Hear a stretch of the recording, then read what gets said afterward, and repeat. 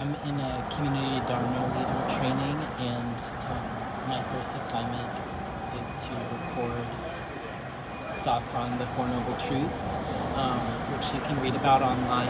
In short, they are that there is suffering, which we can all agree on, incurable global suffering, and that the source of this suffering, noble truth number 2, is arising from craving, wishing for things to be different than they are.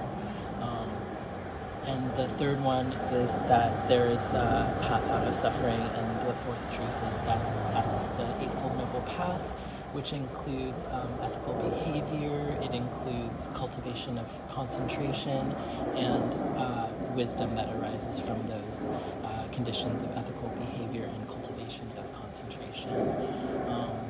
And so I'm practicing with sharing my thoughts on this, and one of the ways that I'm practicing is by reflecting on my own life and the things that are coming up for me in my daily life. There's so much about my experience that I could share about, but just to start for video number 1 is around searching for home. I'm looking for a new place to live this summer, and ending an era with family household I've been living in for the last 13 years. And there is some inherent suffering in moving. You know, if you've ever moved, most people have, sometimes by choice and sometimes by not choice. It's unpleasant, you know, like packing, sorting, and the literal moving of heavy items. We have a joke in my house that is like, why was Calvin crying in the basement? And it's because he was going through something really heavy. So yeah, unearthing items, dreams, letting go of things that I thought would happen in the space, letting go of my garden, letting go of the future that I thought was going to happen.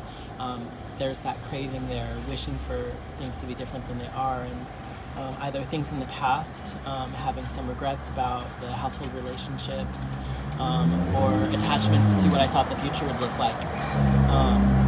And so working with the Four Noble Truths and the Eightfold Path, it's like, how can I have a goodbye and stay within right action, right speech? How can I be in right understanding of what's happening, which is that change is ever arising, constant change, and that there's nothing I can do to change that. And so really an opportunity to accept and love and be kind to all, including myself.